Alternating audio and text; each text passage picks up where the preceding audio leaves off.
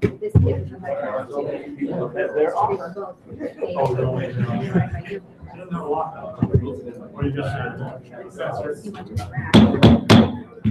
Good evening, everyone. It's time to call to order the November 12th, 2018 City Council meeting. Roll call, please. Mr. Jones? Here. Mrs. Keller? Here. Mr. Browning? Here. Mr. Rohr? Here. Mr. Hellinger? Here. Vice Mayor Schaefer? Here. Mayor Riggle? Motion to excuse Mayor Riggle. Second. Motion by Mrs. Keller, second by Mr. Jones. Roll call. Mr. Jones? Yes. Mrs. Keller? Yes. Mr. Browning? Yes. Mr. Rohr? Yes. Mr. Hellinger? Yes. Vice Mayor Schaefer? Yes.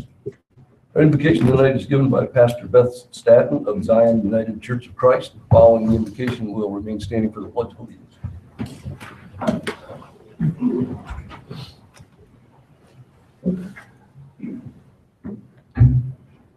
Let's pray. God, who is love, you have created each of us in your image, which means that we are created for community, and we know that community is messy. We thank you for people who are willing to serve, to lead us, to make decisions, to make the best decisions on behalf of all of us, and we ask for your wisdom to be in this room tonight. Help us to make the choices that are going to lead us forward as a city, that are going to lead us into your ways of peace and into your ways of prospering for all people.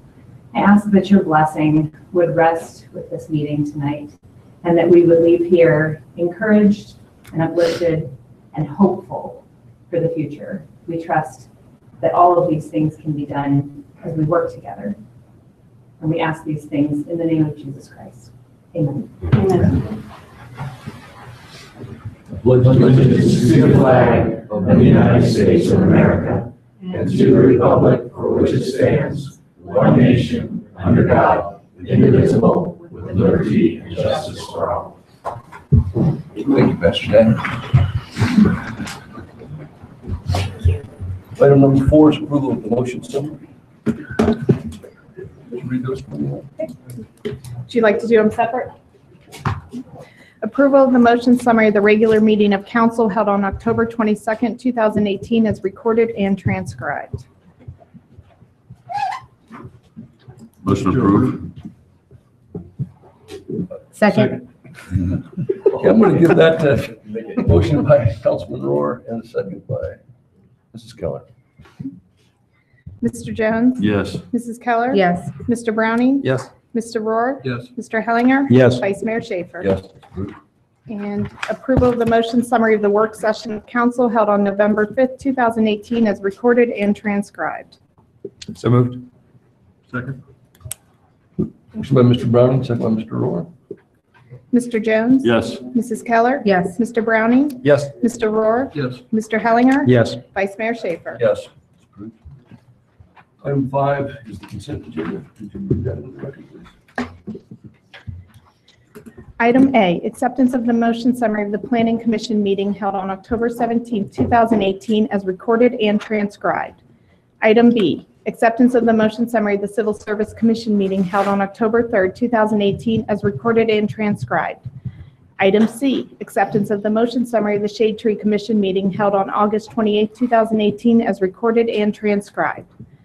Item D, acceptance of the motion summary of the Airport Commission meeting held on July 19, 2018 as recorded and transcribed. Item E, resolution number 18-60, a resolution authorizing the restriction of on-street parking on Catherine Street at the new entrance to the Boardman Art Park. Item F, resolution number 18-61, a resolution authorizing the city manager to sign an agreement for the conditional deed of gift ceremonial rifles. Item G, resolution number 18-62, a resolution authorizing the city manager to submit a grant application to the Federal Aviation Administration and the Ohio Department of Transportation and to enter into required agreements for the resurfacing of T-hanger pavement. Item H, established November 26, 2018 at 7:30 p.m. as a date and time for a public hearing and first reading for ordinance number 18-109, an ordinance making appropriations for the year 2019 and declaring an emergency. And item I, established December 10, 2018 at 7:30 p.m. as a date and time for a public hearing and second reading for ordinance number 18-109, an ordinance making appropriations for the year 2019 and declaring an emergency. Thank you, Lane. Any questions or comments on the consent agenda? Move for passage on the consent agenda? Second. Motion by Mr. Browning, second by Mr. Rohr. Roll call, please. Mr. Jones? Yes. Mrs. Keller? Yes. Mr. Browning? Yes. Mr. Rohr? Yes. Mr. Hellinger? Yes. Vice Mayor Schaefer? Yes. Passes. Item 6 is time for letters, petitions, and public comments for anything that is not on tonight's agenda. Is there anyone here that would like to come forward and comment on anything that is not on tonight's agenda? Seeing none, we'll move on to committee reports. Mr. Jones? Have none? Ms. Keller? I have none. Mr. Brown? I'm not. Mr. Roll? No. Mr. Hellinger? Nothing. And I have none as well. Item 9 is reading of ordinance 18-89. Oh, that's right. I'm sorry, we missed the presentation. So I have a proclamation for Small Business Saturday to present to Holly Quinn, the President of the Chamber of Commerce, and Susie Pickford, the Executive Director of Main Street, Delaware. I have a proclamation for each of you, but if you don't mind, I'm just going to read it once.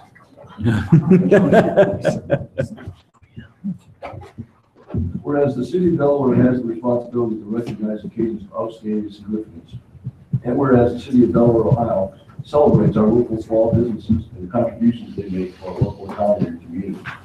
According to the United States Small Business Administration, there are currently 30.2 small businesses in the United States.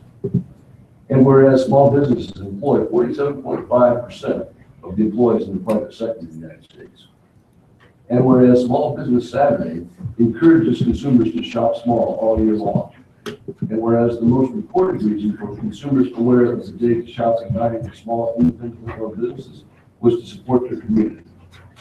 And whereas the City of Delaware supports our local businesses that create jobs, boost our local economy, and preserve our neighborhoods. And whereas advocacy groups, as well as public and private organizations across the country, have endorsed the Saturday after Thanksgiving as Small Business Saturday. Therefore, I, on behalf of Carol K. Little, Mayor of the City of Delaware, do hereby proclaim November 24th, 2018 as Small Business Saturday, and urge the residents of our community and communities across the country to support small businesses and merchants on Small Business Saturday and throughout the year.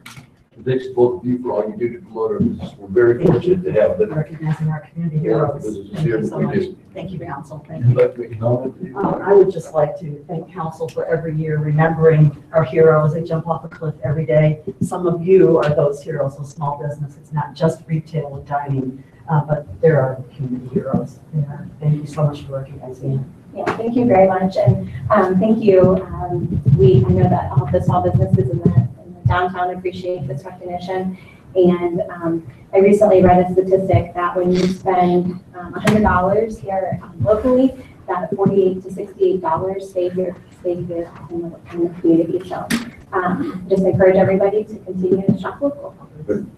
We've got some extra copies here too that you want to pass out to some of your other. Thank you. Okay, thank you. Thank you.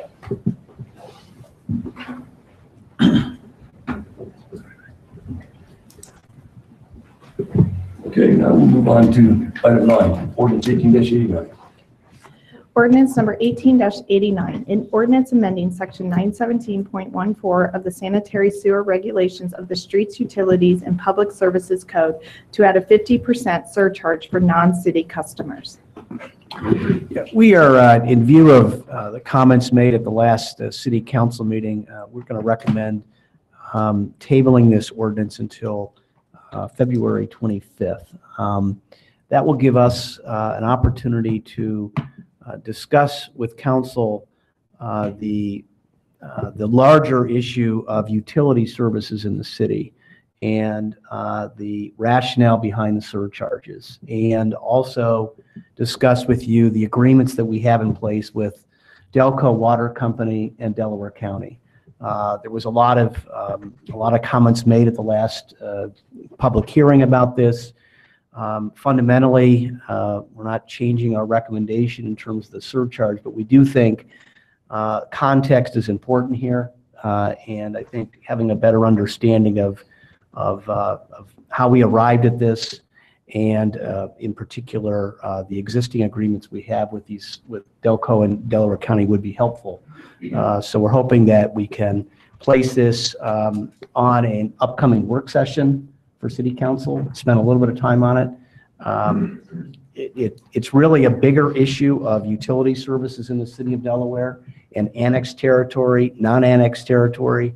And we can do it as part of a regular council meeting. It's just, it tends to be these kinds of issues take more time than we have at a council meeting when we're sandwiched in between proclamations and public hearings. And anyway, there's nothing imminent right now. I met with the county about this project. They are currently taking a look at some options. Blake, I don't know if you can update in terms of your discussions with Tiffany Mag and with Mike Fromer. They went out and actually took a look at the project. We went out last week and we just to look at Riverbee's treatment plant, just to look at the condition it was in.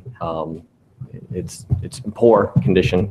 It won't be being revamped. So the county continues to stand by the fact that they want nothing to do with. They are willing, I think, to consider working as a partner in this project. We're trying to figure out what that might look like if they take the lead. And we told them that's, that if there's a willingness on their part to consider that we could do that.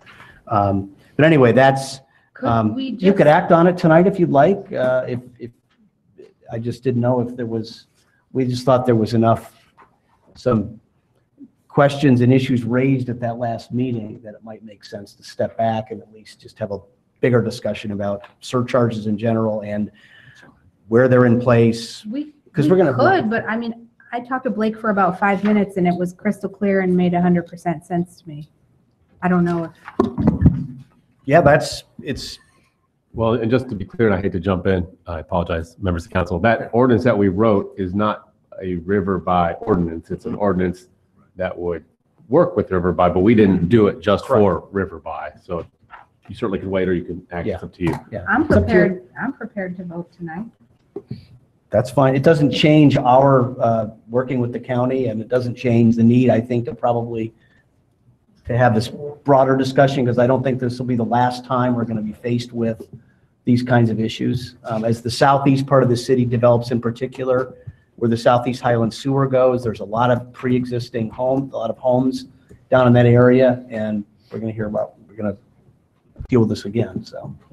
But whether we pass this tonight or not, it would be helpful for me to understand more. Okay, yeah, and if you want to act on it. I mean, not just so much whether we do or whether we don't, I'd still like to know more about the agreement.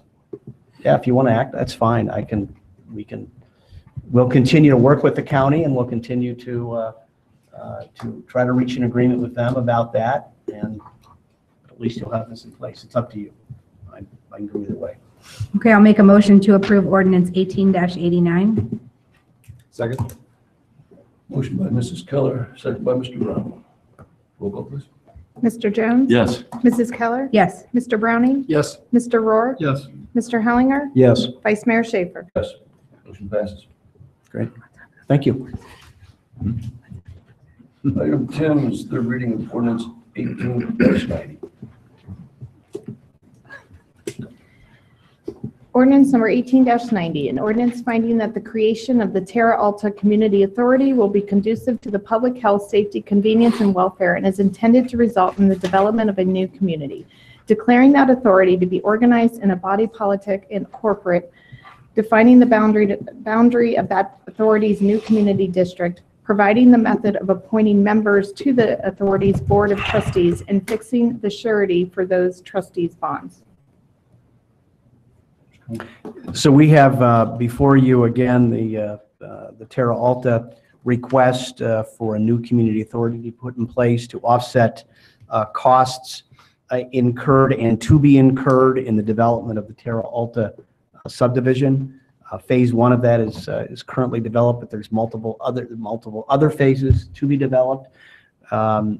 We have a staff recommendation to set that millage at 4 mills. You have a recommendation from the developer to set it at 7.5 mills. And there's been some discussion back and forth as to what would qualify for reimbursement. Attorney Dave Fisher did provide us, and you have it in your packet, an updated list of improvements. Suffice it to say that new community authorities put in place can cover a broad range of expenses incurred as part of development. And from the outset, I think I've recognized the issue that the developer has in terms of wanting to offset costs associated with the project. I'm also sensitive to the fact that we have two other existing authorities at 7.5 mils, and my concern is setting another one at that level. But that ultimately, this is a city council call. It's a policy decision for city council.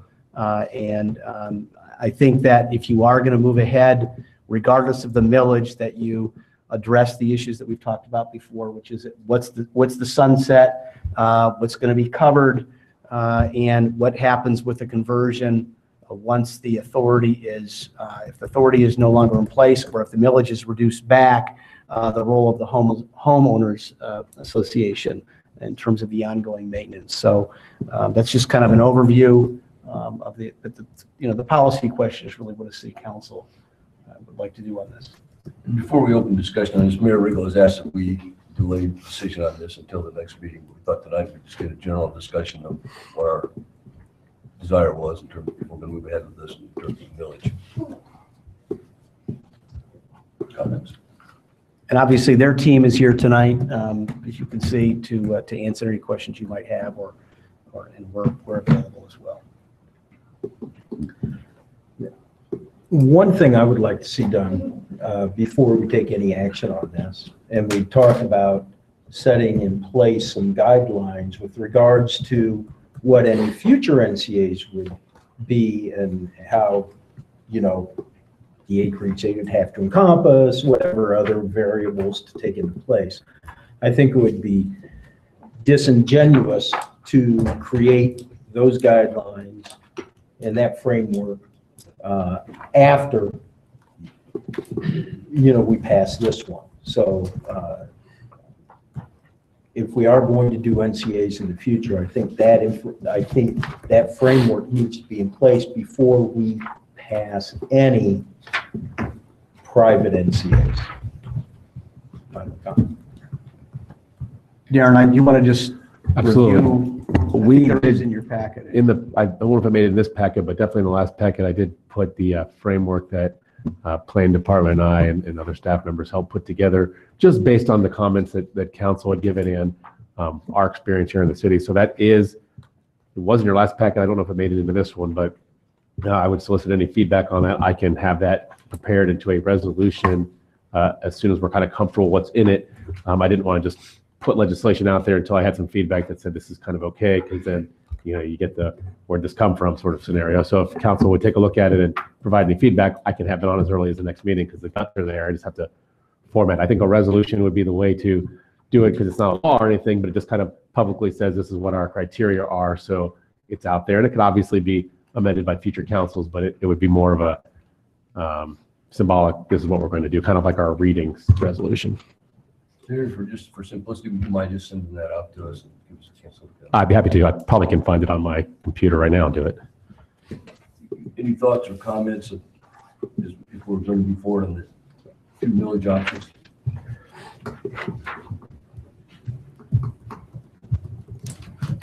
So we're still at 4 and the developer's at 7. I thought we were at 5. I thought it was 5. Yeah, they started at 7.5. Oh, okay. All right. They I misunderstood what resubmitted you said. at 5.5. We're on the They same page. basically stated their position is 7.5, and I'm recommending something lower. So. That's David Fisher. Yeah. Gephardt Fisher, on behalf of the developers. Thanks. Remember, under all those scenarios, what we agreed also with the city is that half of the mill goes to the city for its general purposes. So those numbers all are offset by half a mil. Well, the general purposes we're talking about is access to the river. It's not it's not going into the general fund. It was really to provide public access to that river, which is it's an important resource. We're getting a lot of land donated by the developer. It's going to give us access, but if you can't get the public down to the river, doesn't make a lot of sense to have those conservation easements. And just a little bit of color, if I may, just a moment, Mr. Vice Mayor. As Mr. Holman said, we did send up a ledge proposal. I think Mr. Schwimmer shared with me, sent out all council members. What you saw there was a request at 7.5 with 7 going to developer, half going to the city for the purpose of Mr. Holman just stated.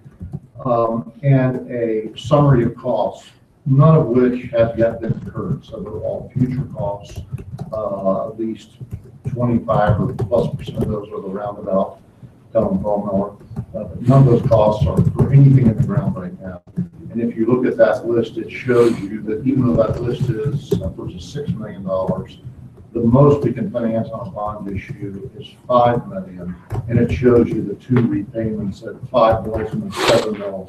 And even on those repayment schedules, they don't include any accrued interest during the period of time that the improvements have been made and paid for, but there's not revenue to pay for the bonds. So that $6 million probably, so it's probably about $2.5 million of costs that are on that list when you include interest that never, ever get reimbursed to the developer under either the 5 or the 7 million. With respect to the issue of the sunset, I just want to remind you once again that our only purpose in maintaining the community authority in perpetuity would be to maintain ownership of the community facilities in the community authority as opposed to a homeowners association where it's subject to tax. So there would be no material community authority millage charge against residents, and we could put that in the governing documents so that it would continue. The sole purpose would be to maintain that exemption for those public improvements, as I explained to you before, which is every little piece in the pocket of parks and walking trails and all sorts of things that are to the benefit of the community at large, including in large case, the entire Delaware community at large and surrounding areas. Appreciate the accommodation. If we could have this table until your next meeting, and happy to answer any other questions. As Tom said, our whole team's here if there's other questions we can answer for. Just as a way to see if we get the discussion started, looking at the two, from my standpoint, looking at the 2 villages, at 7, it pays off 17 years earlier. So if the homeowners take control and the village goes away a lot earlier. To me, it's like taking a mortgage on your house and you afford the higher payment in a shorter term. That makes sense. But I'm hoping to see what the rest of you think. And the guidelines are in there.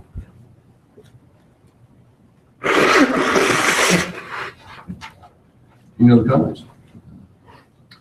If not, we will take this to another reading at our next meeting. Thank you. Thank you. Okay, Public hearing for items 11, 720. 12, and 13. Elaine are all part of our 720 public hearing. Ordinance number 18-91, an ordinance for Simon Kenton Council Boy Scouts of America for approval of a rezoning amendment for Camp Lazarus from A1 Agricultural District to A1 PMU Agricultural District with a planned mixed-use overlay district encompassing approximately 231 acres and located at 4422 Columbus Pike. Ordinance number 18-92, an ordinance for Simon Kenton Council Boy Scouts of America for approval of a conditional use permit for Camp Lazarus to allow the placement of a PMU, planned mixed-use overlay district, to be established at 4422 Columbus Pike on approximately 231 acres. In ordinance number 18-93, an ordinance for Simon Kenton Council Boy Scouts of America for approval of a preliminary development plan for Camp Lazarus encompassing approximately 231 acres zoned A1 PMU and located at 4422 Columbus Pike. Thank you, Mr. Ruffin. Mr. Vice Mayor, members of council, this is for the Boy Scout camp, Camp Lazarus. As you're well aware, we just completed the annexation process with them and had a companion piece of legislation as well for our codified ordinances. Before you tonight is rezoning amendment, a conditional use permit, and the preliminary development plan, all as required by the proposed planned mixed-use overlay. The site is approximately 231 acres at our southern boundary. Zoning map, obviously it's not in the city now. With your action on these items, it would be zoned with a very specific zoning text. It is a very unique use. About 155 or so of the acres are under permanent conservation easement. And I think we're familiar with the range of specific camp uses that go on the site. Our comprehensive plan does call for a major open space on this piece of property. Aerial photograph should we need it. As you can see, it's virtually all conservation area. Their existing plan is also their existing preliminary plan. It was included in your packet as well. There were just a few plan changes to what you see out on the site today. Those are highlighted in red. And in the interest in keeping us on time tonight with 7 other cases, or at least 6 others to go through, I will stop there, except to tell you that your planning commission did recommend unanimous approval, as do we as staff. I'm happy to answer any questions that you might have. Any questions for Mr. Upton? Anyone from Summit Ken Council here want to speak tonight? I think we also recognize your Mr. agenda Shea. this evening. I'm Michael Shea, attorney at law, post office box 43, Delaware. Jeff Knoll from the Summit County Council, 807 Kingdom Road, Columbus. I think in understanding that everybody's under time constraints and you have a very long agenda, we're here to answer any questions that you might have or any concerns that you might have about the proposal. And I can't compliment staff enough for their willingness to work with us throughout this process. It's been very long. We had some delays that we weren't counting on. Nothing that the city was doing. It was getting the annexation into a position where we could move it forward. So that being said, I think we're just here to answer any questions you might have. Any questions for them? All right, thank you. This is a public hearing. Is there anyone from the public that's signed up to speak on behalf of this? I don't have the speaker list, so I'll just assume that nobody comes forward. Sorry. All right. I'll assume that there's not, so we close the public hearing. And what is the wish of council?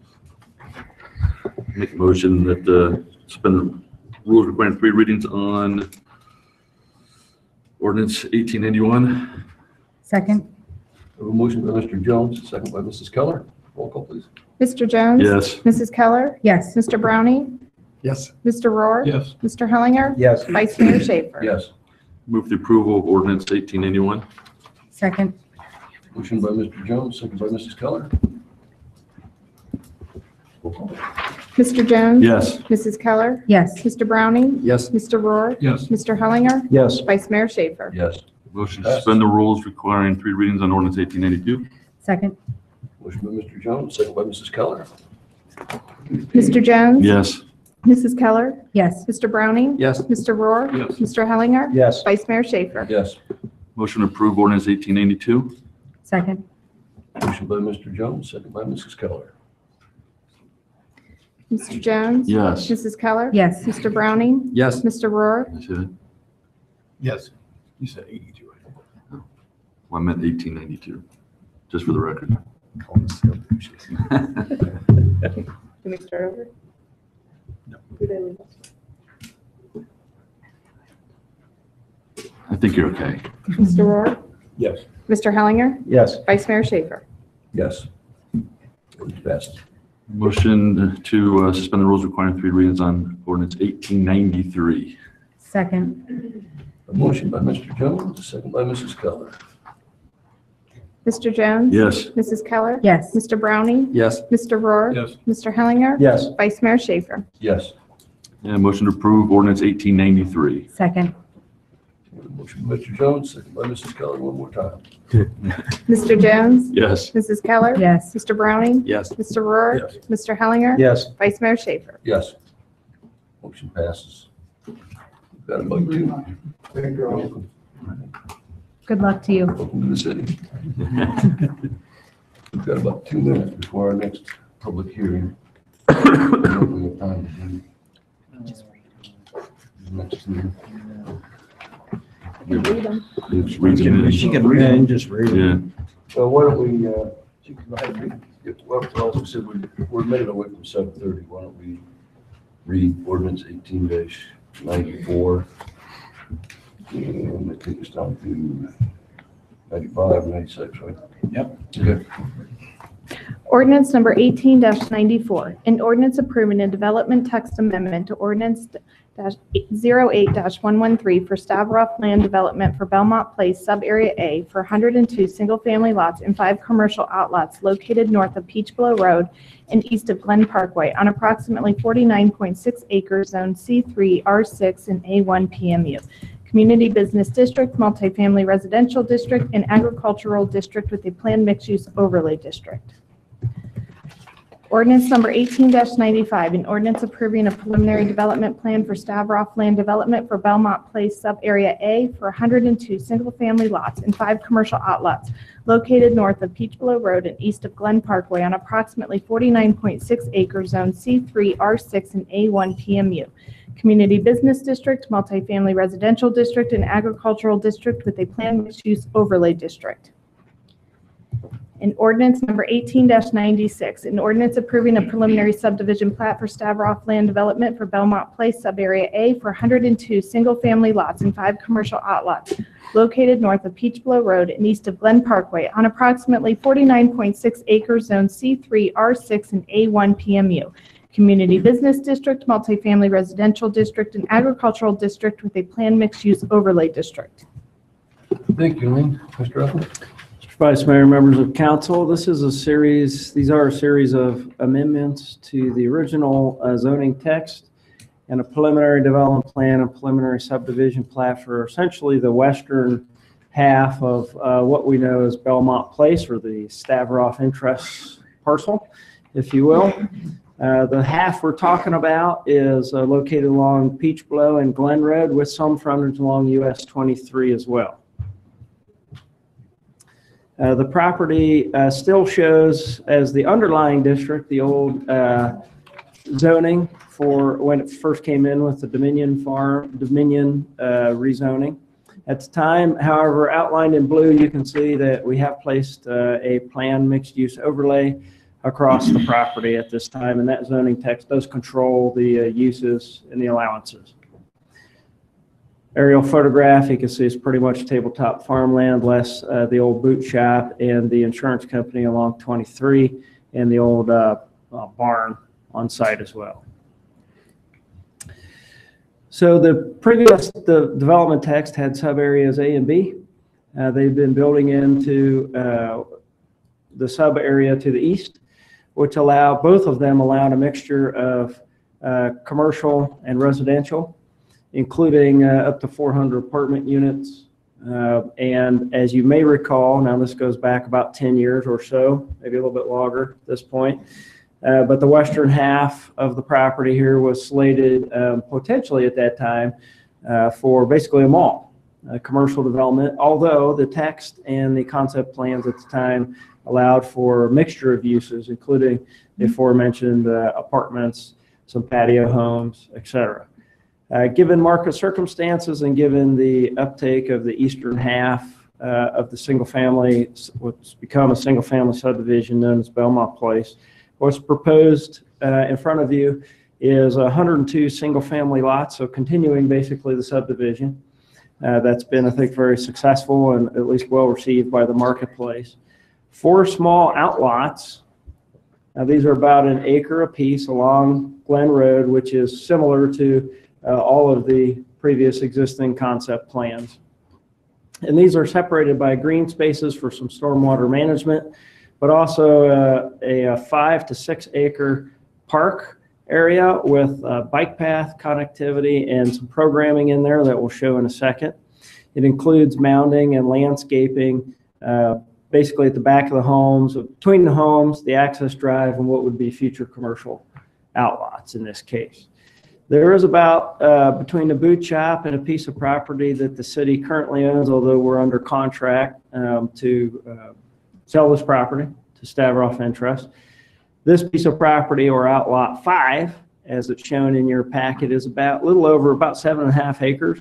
However, only about 5.5 are usable. You can see there's a large pond already developed on a portion of that ground. That was included as an original zoning text as well. So for some of the parkland here, we just highlight it in green. You can see the pedestrian connectivity, in pink being the sidewalks.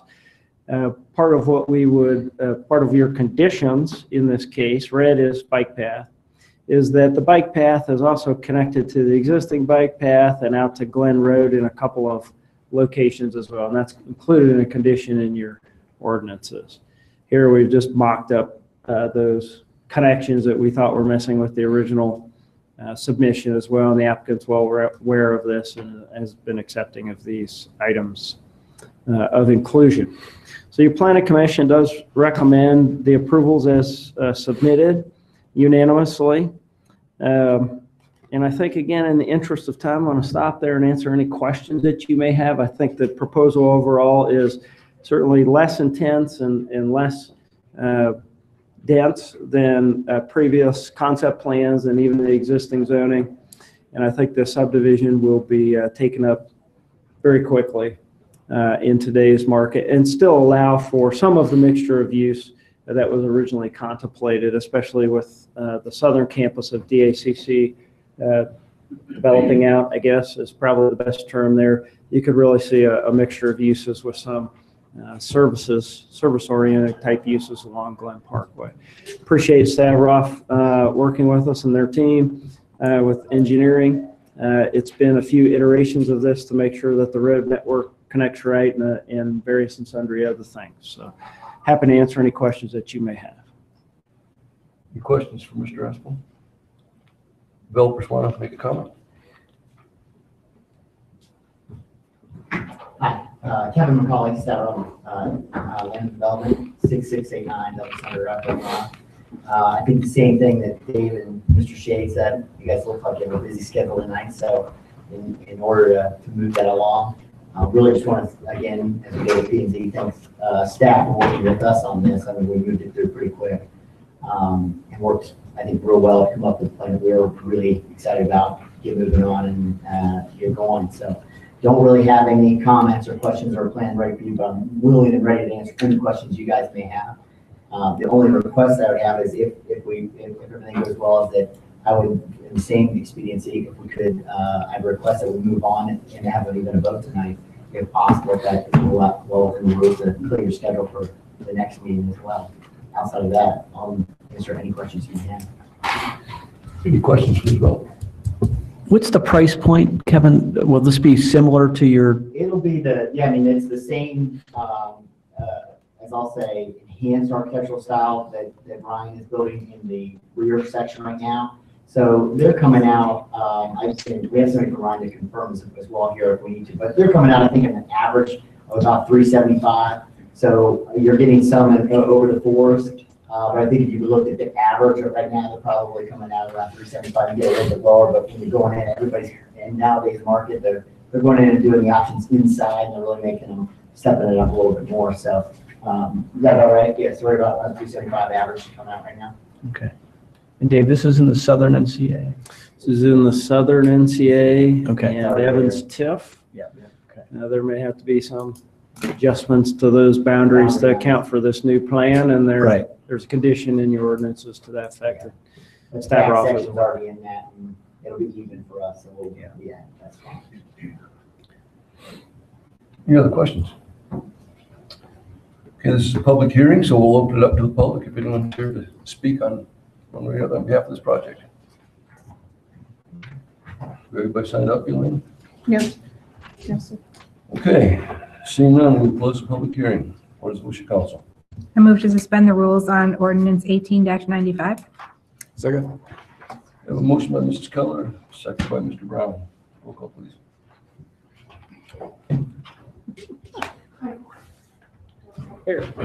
Keep that door open.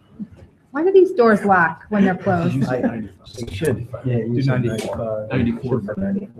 Councilwoman Keller. Okay, let me remake my motion, please. I move to suspend the rules on ordinance 18-94. Second. Okay, so we have a motion by Mrs. Keller and a second by Mr. Brown. Mr. Jones? Yes. Mrs. Keller? Yes. Mr. Browning? Yes. Mr. Rohr? Yes. Mr. Hellinger? Yes. Vice Mayor Schaefer? Yes. Move for approval of 18-94. Second. Motion by Mrs. Keller, second by Mr. Browning. Roll call, please. Mr. Jones? Yes. Mrs. Keller? Yes. Mr. Browning? Yes. Mr. Rohr? Yes. Mr. Hellinger? Yes. Vice Mayor Schaefer? Yes, ordinance passes. I move to suspend the rules requiring 3 readings on ordinance 1895. Second. Motion by Mrs. Keller, second by Mr. Brown.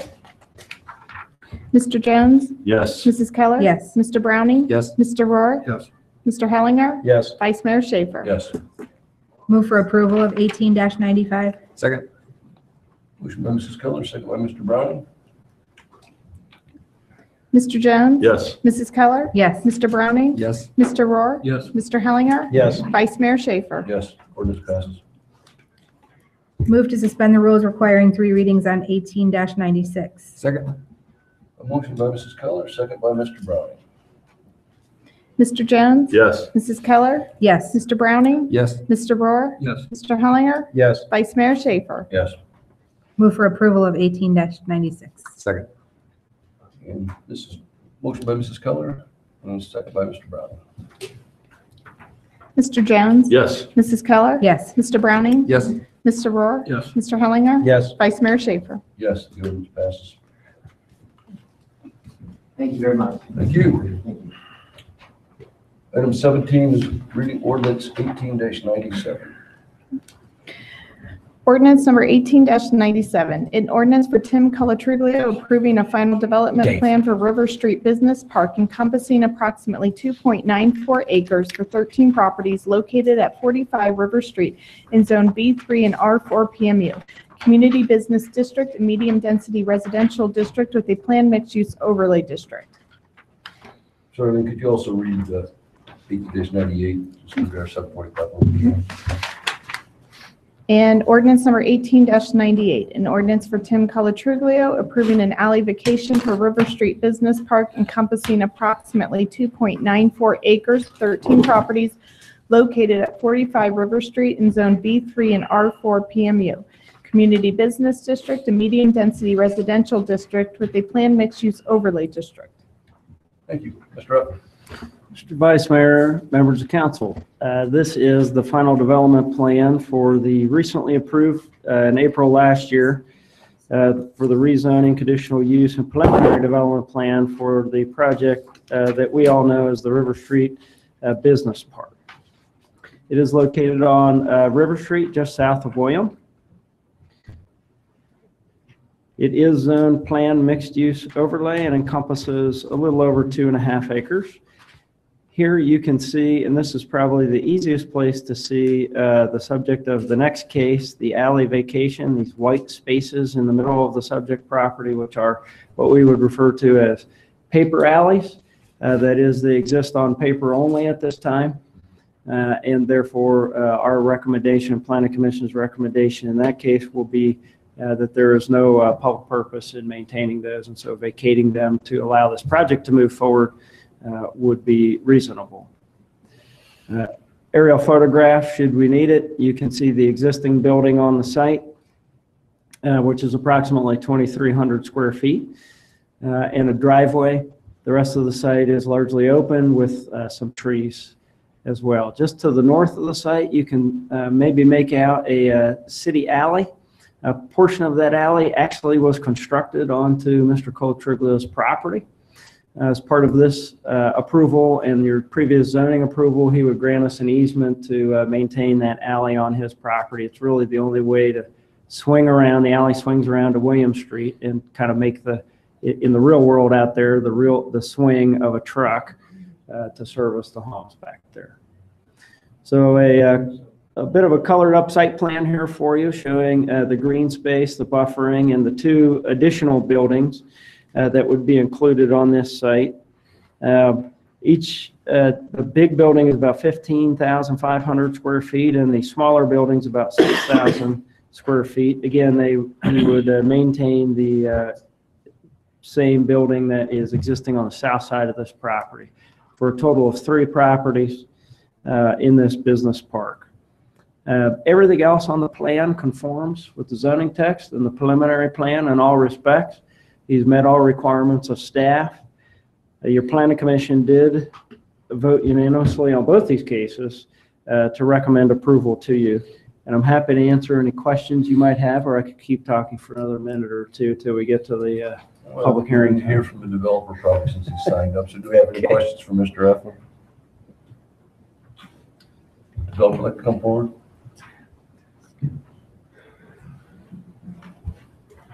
Tim Colatrulio, 3630 Curve Road in Delaware. At this time, I have no questions from the council. I'm going to answer any. Any questions?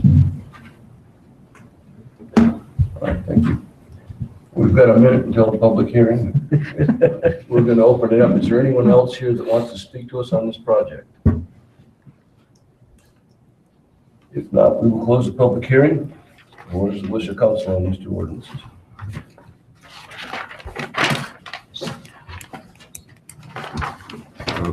Motion to suspend rules on, get my glasses on again, 1897. Second. We have a motion by Mr. Jones, a second by Mr. Hellinger. Roll call, please. Mr. Jones? Yes. Mrs. Keller? Yes. Mr. Browning? Yes. Mr. Rohr? Yes. Mr. Hellinger? Yes. Vice Mayor Schaefer? Yes. Motion to approve ordinance 1897. Second. Motion by Mr. Jones, second by Mr. Hellinger. Mr. Jones? Yes. Mrs. Keller? Yes. Mr. Browning? Yes. Mr. Rohr? Yes. Mr. Hellinger? Yes. Vice Mayor Schaefer? Yes, the ordinance passes. Motion to suspend the rules on ordinance 1898. Second. Motion by Mr. Jones, second by Mr. Hellinger. Mr. Jones? Yes. Mrs. Keller? Yes. Mr. Browning? Yes. Mr. Rohr? Yes. Mr. Hellinger? Yes. Vice Mayor Schaefer? Yes. And motion to approve ordinance 1898. Second. Motion by Mr. Jones, second by Mr. Hellinger. Mr. Jones? Yes. Mrs. Keller? Yes. Mr. Browning? Yes. Mr. Rohr? Yes. Mr. Hellinger? Yes. Vice Mayor Schaefer? Yes. We're going to move down to item 20, ordinance 18-100.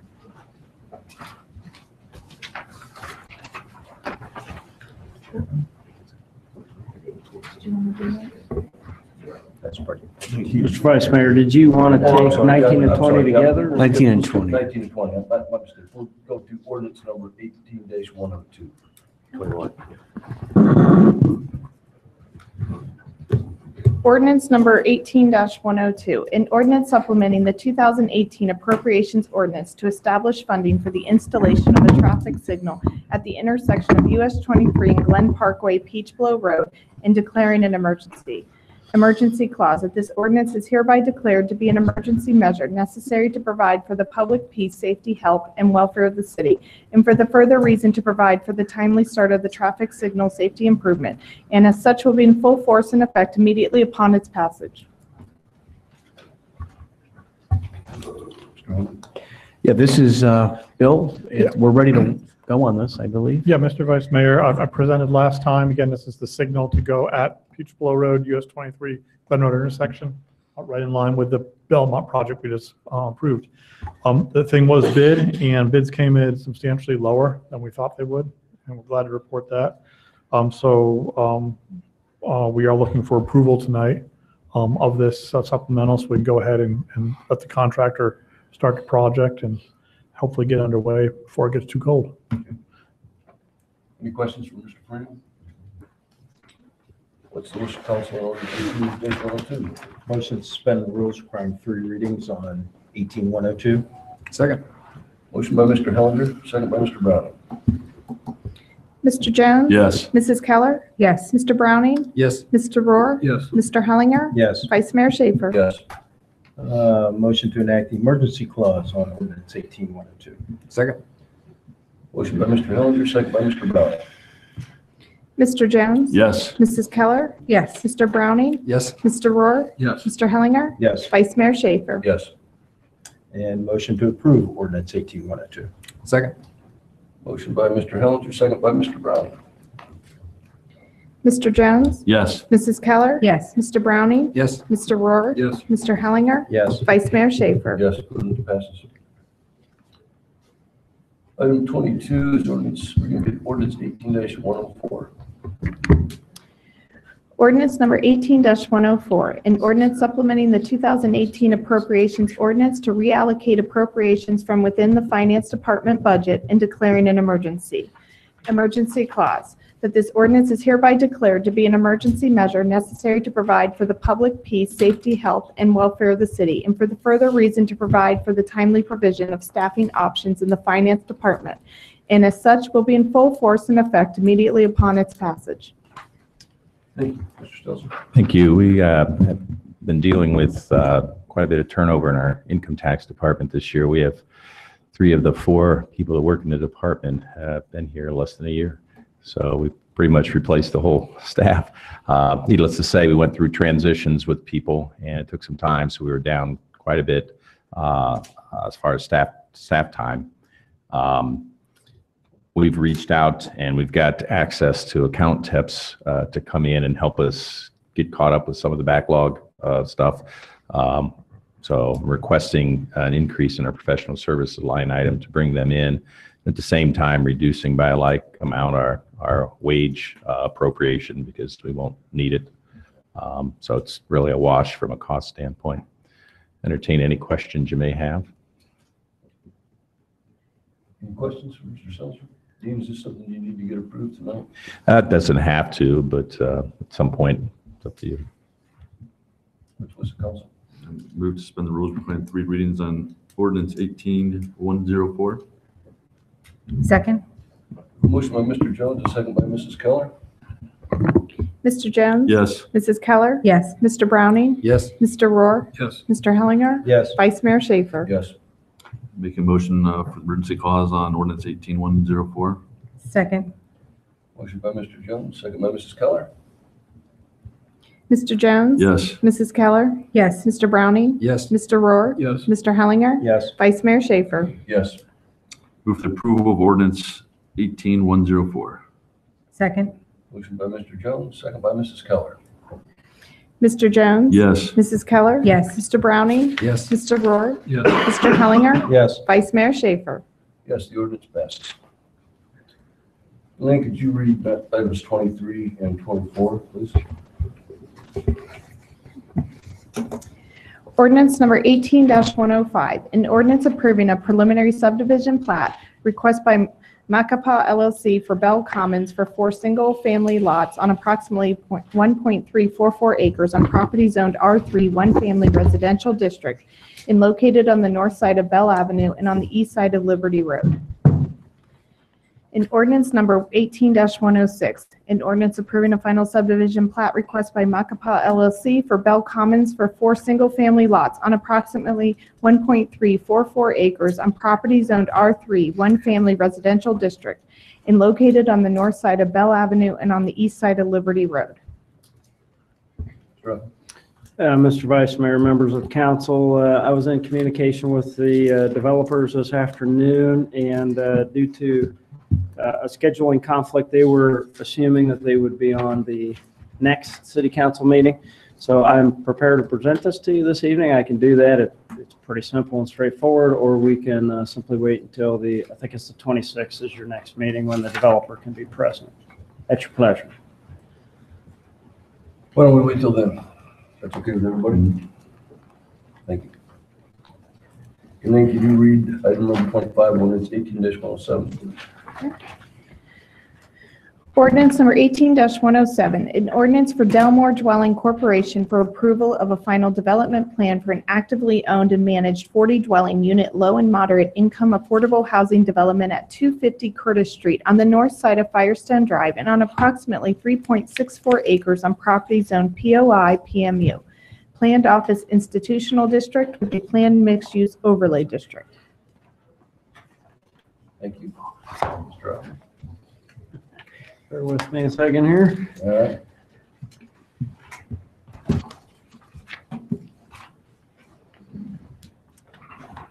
Mr. Vice Mayor, members of council, this is a final development plan for the Delmore Dwellings development on Curtis Street.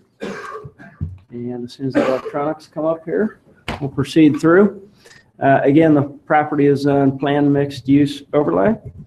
And it is allowable for the 40 units proposed by the developer on this largely vacant site. They have come back with a final development plan that meets in all respects their zoning text and their preliminary development plan, and meeting the conditions of those items and actions that you took not too long ago.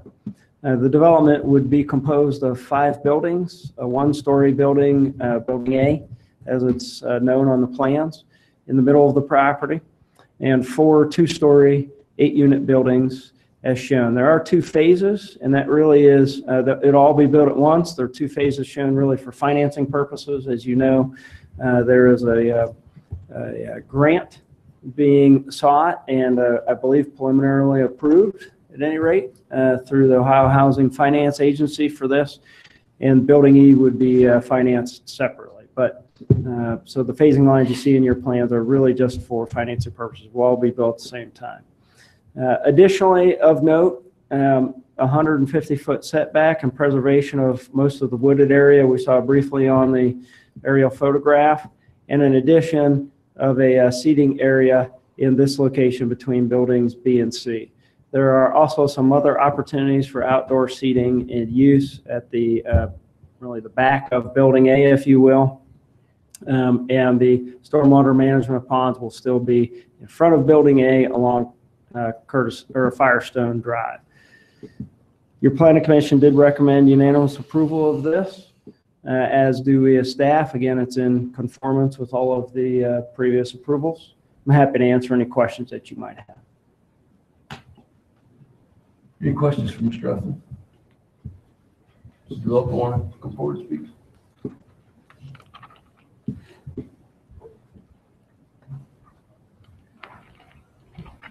While Jim's making his way to the microphone, I would just say publicly, thank you to Jim Wilson and his staff and his team for working with us as staff, not just the planning department, but all the other allied departments. He had some heavy lifting here on this project all the way through, and I'm appreciative of the communication he shared and the changes he's made to this plan. And we're appreciative of the time that's been invested in this project by planning commission and council up to this point. You have to answer any questions? Just give us your name. I'm sorry, Jim Wilson. I should know this man. We know you are, but he's one from Jim Wilson, representing Delmore Dwellings, 31 Franklin Street, Delmore. Any questions for Mr. Wilson? When we get started. I'll give you a quick update. We have secured on a conditional basis from the Ohio Housing Finance Agency about $6.2 million in tax credits for this project. We've secured just under $1.5 million of rental assistance over commitments over the 15-year period of this project, which is a real important piece of this. It provides a great deal of reassurance to us that this project is going to have a solid operating performer over that time with that kind of money in place to provide rent-assisted housing to folks that we're going to serve there. We've interviewed and qualified 3 general contractors. We expect bids to go out in January. Bid request to go out in January, and we expect to start in April. That's great. Any other questions? It's a great project. We're glad to see it moving ahead. It's a really important project, so excellent. Thanks for the time that's been committed to it by the city. What is the wish of the council on ordinance 18-107? Take another reading on the board. Is there anyone here that would like to speak on it? Is anyone here to speak on this issue? Make a motion that we suspend the rules on ordinance 18-107. Second. A motion by Mr. Jones and a second by Mr. Browning. Mr. Jones? Yes. Mrs. Keller? Yes. Mr. Browning? Yes. Mr. Rohr? Yes. Mr. Hellinger? Yes. Vice Mayor Schaefer? Yes. Make a motion to approve ordinance 18-107. Second. Motion by Mr. Jones, second by Mr. Browning. Mr. Jones? Yes. Mrs. Keller? Yes. Mr. Browning? Yes. Mr. Rohr? Yes. Mr. Hellinger? Yes. Vice Mayor Schaefer? Yes. Ordinance passes. Thank you. We've got about 2 minutes to the public hearing. Well, you can do the last. I could do the last one very fast. Everybody wants to hear about this one, so let's move on to item 26, ordinance 18-108. Ordinance number 18-108, an ordinance for Realco Enterprises LLC approving a final development plan for Raising Cane's encompassing approximately 1.485 acres at 720 Sunbury Road, US 3637, on property zone B3 PMU, Community Business District with a planned mixed-use overlay district. Vice Mayor, members of council, this is an outlot in the Glenwood Commons Shopping Center at Mill Run Crossing and 3637 Sunbury Road as outlined on the screen in front of you. It is approximately almost a 1.5 acre outlot, a little bigger than Cane's usually goes on. The proposed site plan was included in your packet. North is to the top of the screen again with Mill Run Crossing coming on the left side of your screen and the private access drive approximately in this location. You can see the access is managed. There's a condition that requires cross-access easement to the next outlot, but you can see the flow around this site and the additional landscape. And this site was produced in pad-ready format when the Zarumba Shopping Center went in. I think overall the Cane's folks have been very good to work with. They've upgraded and changed their design considerably over the first version. I don't remember what version we're on at this point, but it's several down the road. They've added quite a lot of the Delaware Blue Vein limestone to their design. They've also mixed in 2 different colors of brick. One other thing to note is that there's an outdoor seating area right in front. This is the west elevation, just in front of this west door, which faces Mill Run Crossing. But I guess I could have just started and ended by saying Cane's, enough said. Planning Commission recommends approval, as do we as staff. I'm happy to answer any questions that you might have. Any questions for Mr. Evans? Does anybody from Realco Enterprises want to speak?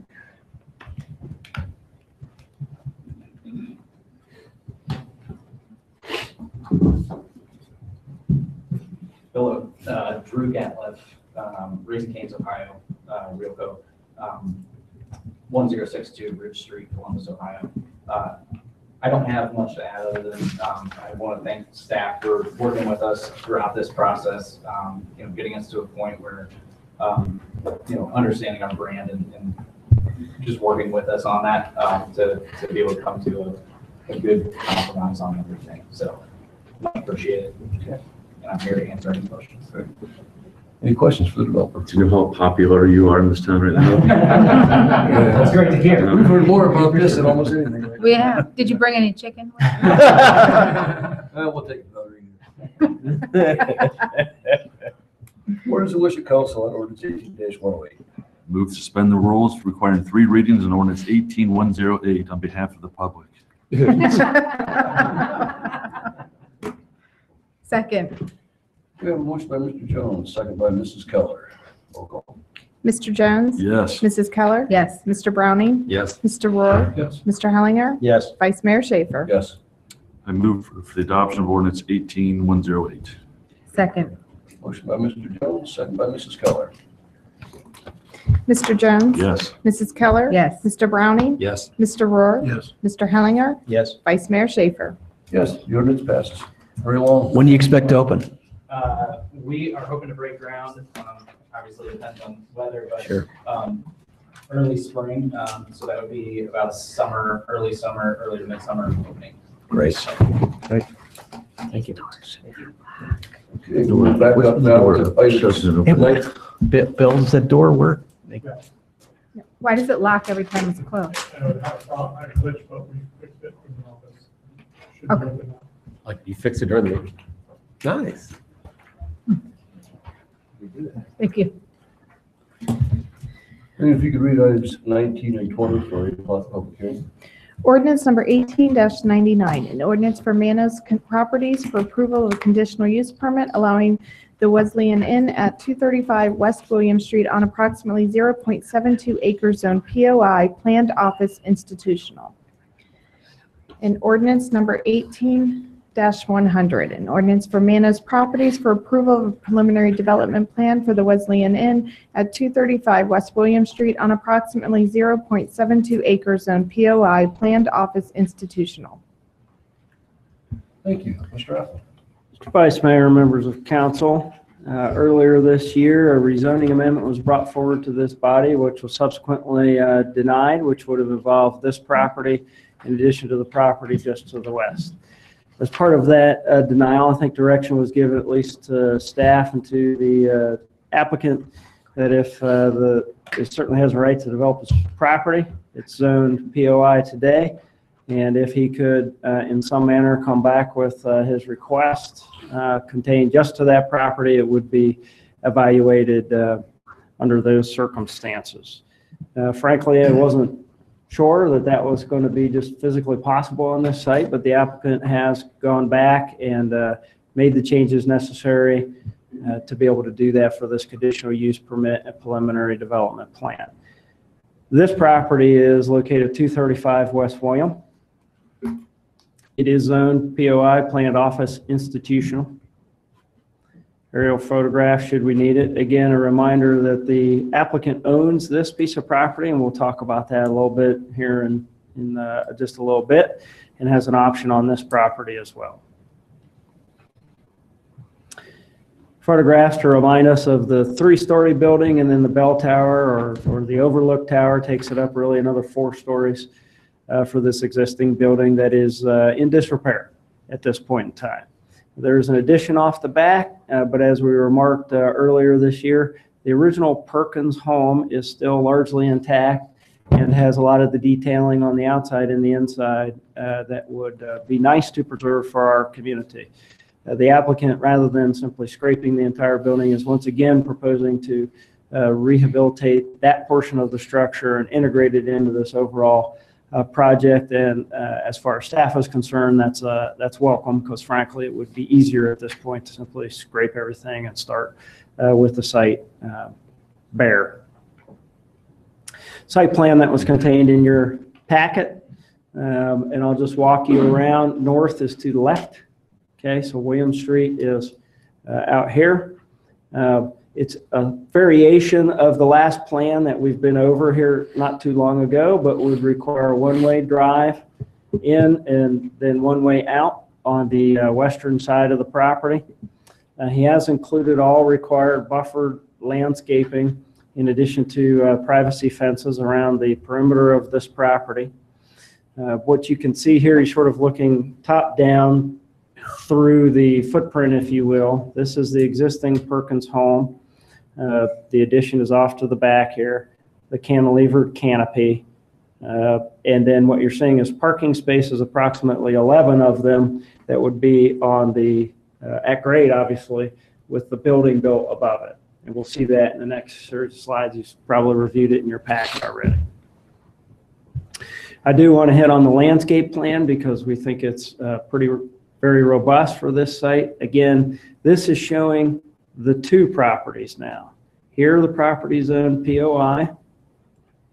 That's 235, and the adjacent house property. As part of this proposal, the applicant is looking to will take down this house and will make this open lawn area and landscaped as you see here on this plan. That's not necessarily tied to this proposal because, again, this proposal is just on the other piece, but I think from staff's perspective, that's a welcome addition as well. It will provide additional buffering, and of course you could have a parcel that's just an open space, if you like, which is what he would be doing on this piece, which would remain zoned residential. One note here while we're on this is that Ohio Wesleyan North is on the top of the screen. Again, sorry to keep flipping this around, but it's the only way to show it. Ohio Wesleyan's parking lot partially is over here for Stye Hall. And one of the things that we're recommending in a condition is that a couple of these spaces be removed to allow for really a third way in and out of this site. It's more for emergency access potentially to the university, frankly, than anything. Because of the arrangement of the parking over here, angled parking or even parallel park or 90-degree parking, as you see over here, could be cut into this one space to accommodate the loss of a space or two over here for that emergency access. Now, this is the old footprint, okay, and the old plan, so don't get confused by that, but the purpose of this exhibit is to show you just that a turn lane is still being included as it was before. No parking reduction on William Street, no change to any of that. And Bill can go in more detail if you like, but a left turn lane and also leaving the Elizabeth Street left turn lane from William intact as well. All the improvements would be just on the south side of William and be adjacent to the applicant's property in this case. That was one of the issues that had come up, I think, at the last hearing. In terms of the architecture, here you can start to see the existing Perkins home, the cantilevered portion of this proposal, if you will. I guess that's what we're kind of referring to it as. But that's so that you can get the circulation aisle, as I showed on the site plan, and get the parking underneath. The building itself really still is 3 stories, but you have to do that to be able to get the parking underneath and accommodate it on this site. We're looking at the east elevation, so this is as if I was on Ohio Wesleyan property looking towards this project. You can see the parking, you can see the canopy and the existing Perkins home with a glass connection. There is also a stone chimney, which is easier to see on some of the other elevations as well. This, the POI district allows a 65-foot height maximum. This is 51 feet in height, so it meets that code. And another difference between this and the last iteration that we saw is that the mechanical units would be on the roof and would be screened. In this way, it would sort of minimize what's already going to be a fairly tall building on this site, although the footprint is very small and easy to lose sense of scale rather than do a huge, sort of facade around this. What that does is it removes the PTAC units from the walls, well, at least as in a prominent way as they were shown on the last version of this plan. This is the west elevation. The same high quality materials, brick, stone, not to match the building, but to complement the building, but still show that this addition is new. It's obviously going to be new. This is the south elevation, and here you can see the stone chimney and in relief the drive-through and the drop-off area, the parking underneath, and a circulation back around that side of the building. Your planning commission did recommend approval of this case 6-1 at their last meeting, or 2 meetings ago, sorry. Staff does recommend approval. They have met all conditions of engineering, fire department, and planning and zoning contained on this site at this time. So we find that it meets the conditional use criteria. Reference those. They were contained in the staff report in your packet. So ensure that you review those as well. Happy to answer any questions that you might have. Any questions for Mr. Ethel? Mr. Meadows, did you want to come forward?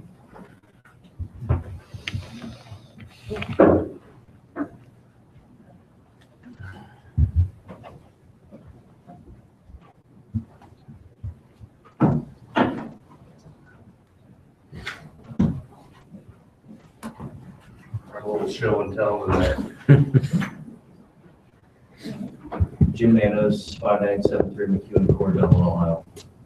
I'm Jeff Brown, an attorney with the firm of Smith & Hale, 37 West Broad Street, Columbus. Introduce my team. I have Joe, my planner, Joe Clays, Pat Manley, my father-in-law, Joe Bender. And Nick's not here.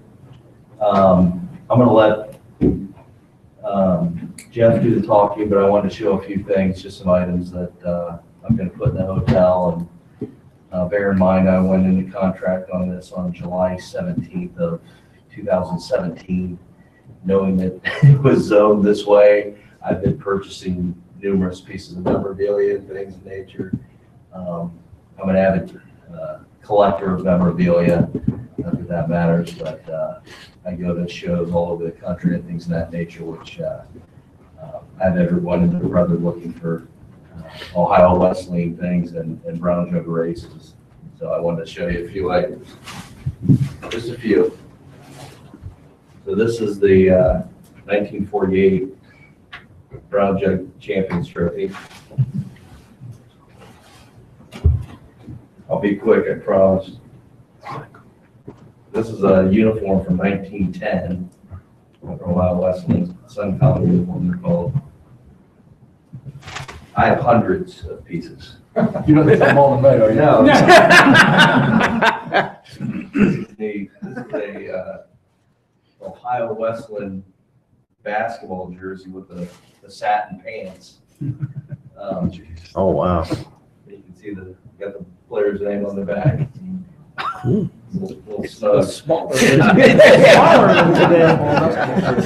Fifth grader. Turn of the century pennants. I do so. Jockey used color, I think they call it. Brown jug. And this is kind of a cool piece. And I probably have 200 framed items that I want to put throughout the hotel. This is a sheet music that dedicated the Shelby Stadium, 1927, when it opened. Very cool. And it's all original stuff. I have a huge Branch Rickey photo that's autographed from 1964, and just neat stuff. So if it doesn't go through, there's going to be a big sale on eBay. So that's all I got. Good evening, Vice Mayor, members of the council. The last time this proposal was in front of you, it involved a rezoning of a piece of property next door. And there was a lot of concern about that. And the challenge, I think, was given to staff and to us is, can you do it a better way and keep that piece of property from changing the zoning? We were able to do that, and Pat Manley, the architect, is here, and we can go through as much detail as you want on that particular item.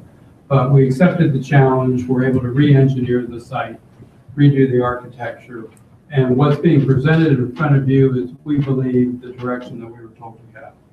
So we're asking for a conditional use on the piece of property that's owned POI, and that's all we're asking for.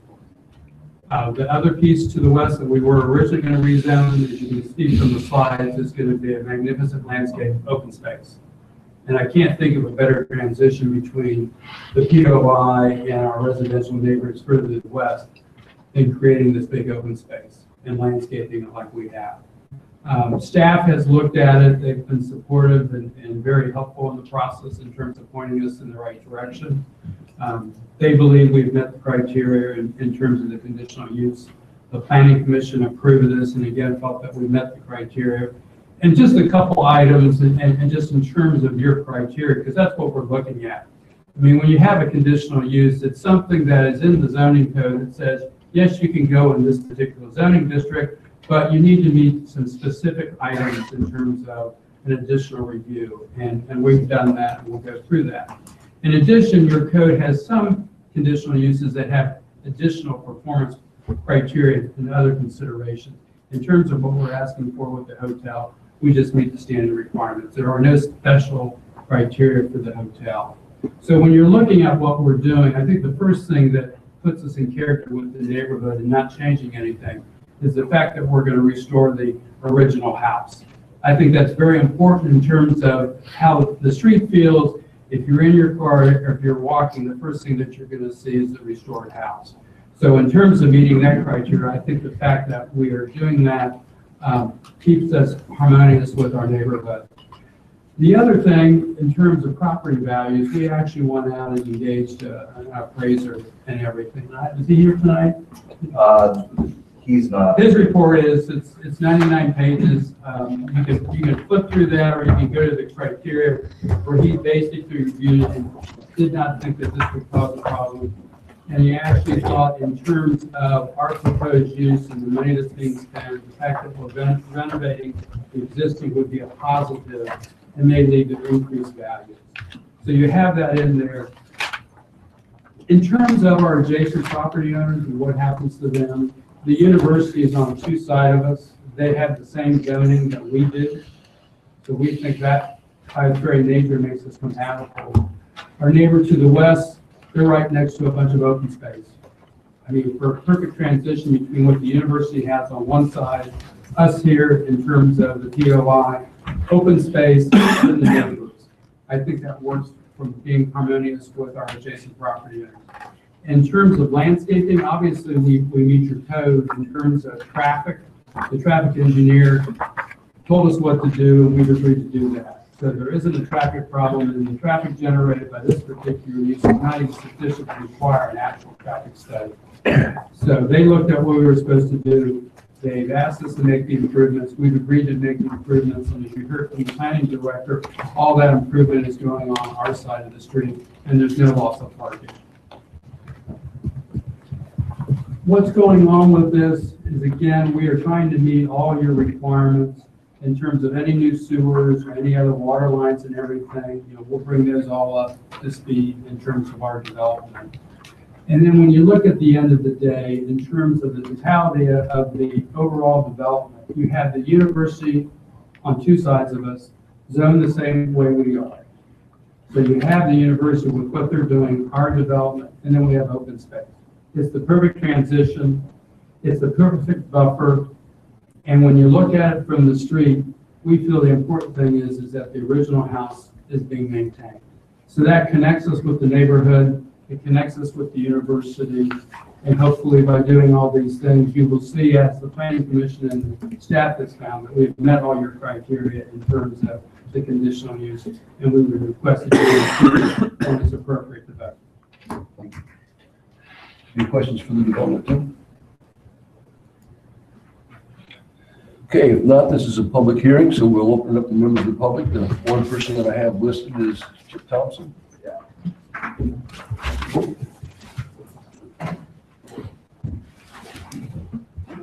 I'm Chip Thompson, 42 Yorkshire Road, Delaware. Glad to see you all. I guess I'm here as a character witness. Maybe that's bad. I've known Jim Manos for about 5 years. I've known him as a family man. I've known him as a volunteer. I know him as a Delaware County resident. I know him as a businessman. He's property owner downtown. And I had a chance to talk with 2 councilmen about this project probably a while ago. And, you know, it's interesting. I'll tell you, I'll say this. I think you guys have done a very nice job listening to all sides. Everything I've read, I can't, you know, regardless of what I feel, I think the process has been fair. I also think Jim has done a lot. And when you sit down at the end of the day, you have to look at the character of the person in which you're doing business with. And I think Jim is a man of good character and good standing. And I think he will be a good, this hotel will be a good addition to Delaware. I honestly believe that. That's, you know, nothing, no hidden agenda here. I'm not here for any other reason. I just think Jim Manos is a good man. He did, a lot of people could have thrown their hat in the ring and gave up, but you know, I've talked to Ohio Westland and they think, hey, it's great. So I know it's not always easy, but I just think all things aside, he's a good man. And if he says he's going to do something, I think he'll do it. So that's all. That's what I want to say. So, well, thank you. Thank you. Yeah. Anyone else who'd like to speak tonight on this project? Keep in mind, as you come forward, we'll need your name and address for the record, everybody.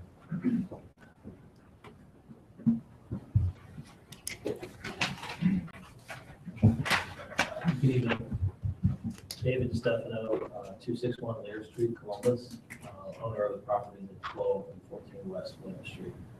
I'm here as Jim Manos and I share, our properties are adjacent on 14 West Winter property. I'm here, and I guess, as a character witness, neighbor witness. Sharing property owners downtown can be kind of an intimate process at times. As you all know, sewer lines can go under one sewer line project. The 12 West goes out to Sandusky, 14 West goes to William. We all kind of share in many different trials.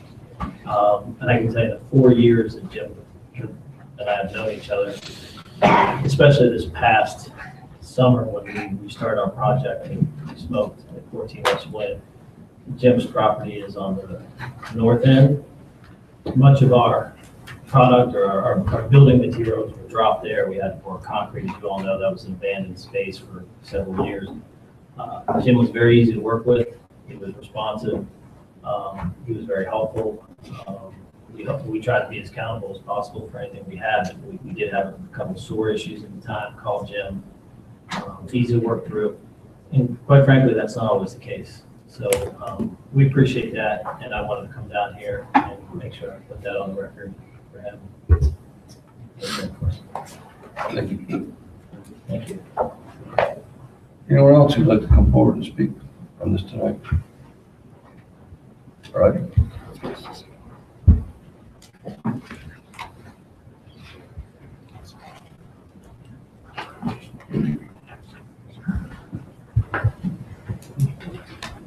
My name is Roger Koch, 125 North Liberty Street, Delaware, Ohio.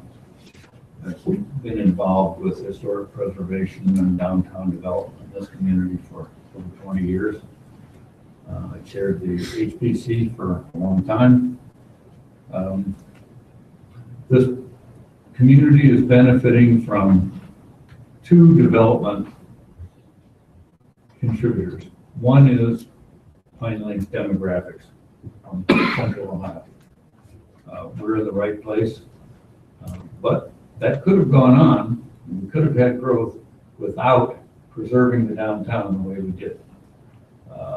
I think that the success of the downtown and indeed the success of a lot of property value in the city of Delaware is due to the fact that we had the forethought to create a downtown historic district, which mandated the preservation of historic buildings, and I think it's worked very well.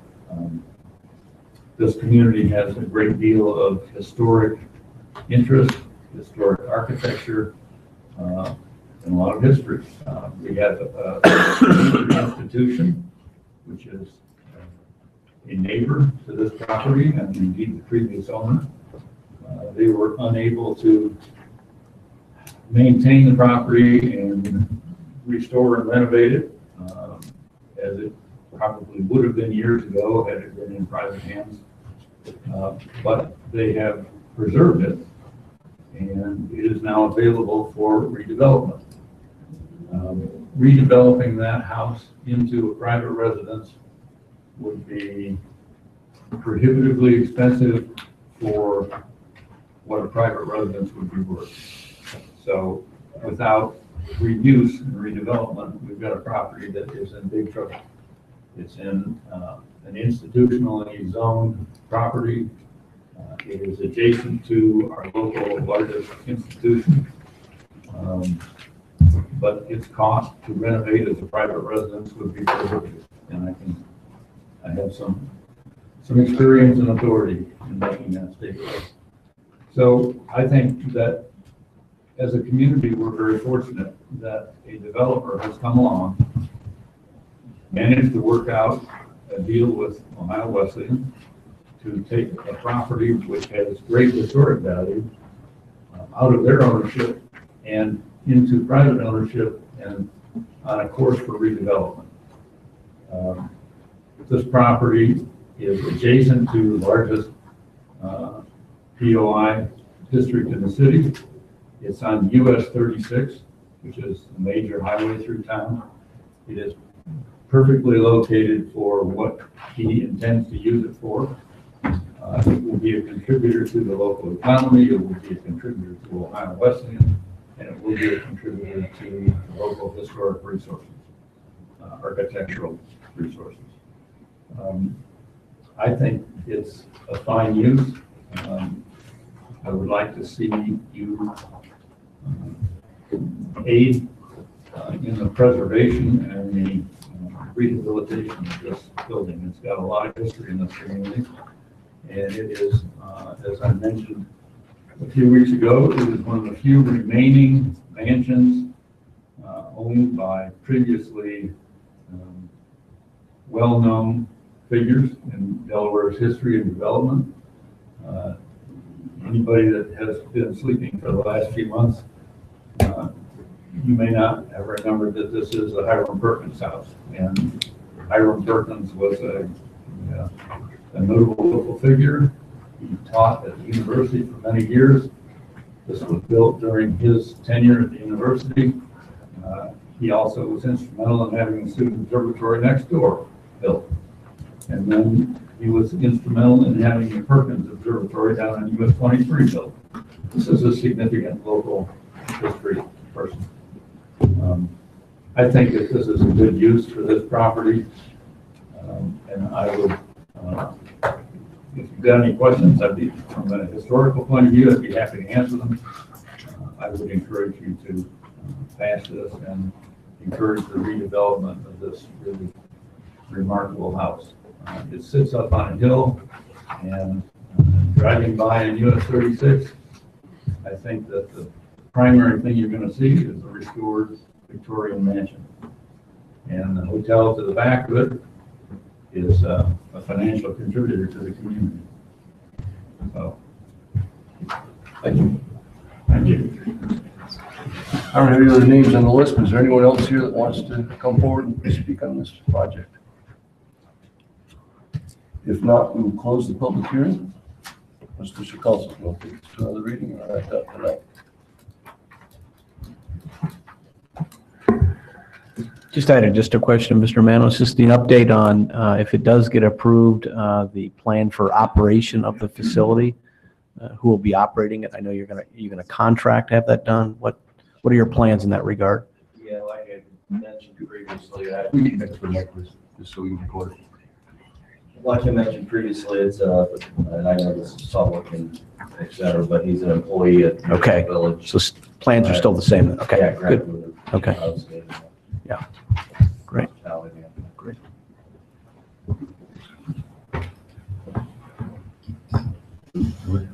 You want to do? Yeah, I make a motion to suspend the rules on ordinance, I lost it already, 1899. Second.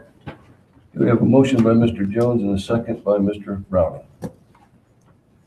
Mr. Jones? Yes. Mrs. Keller? Yes. Mr. Browning? Yes. Mr. Rohr? Yes. Mr. Hellinger? Yes. Vice Mayor Schaefer? Yes.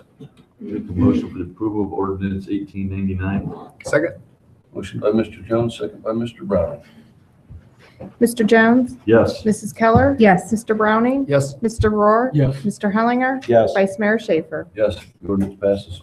Make a motion to suspend the rules requiring 3 readings on ordinance 18100. Second. We have a motion by Mr. Jones and a second by Mr. Browning.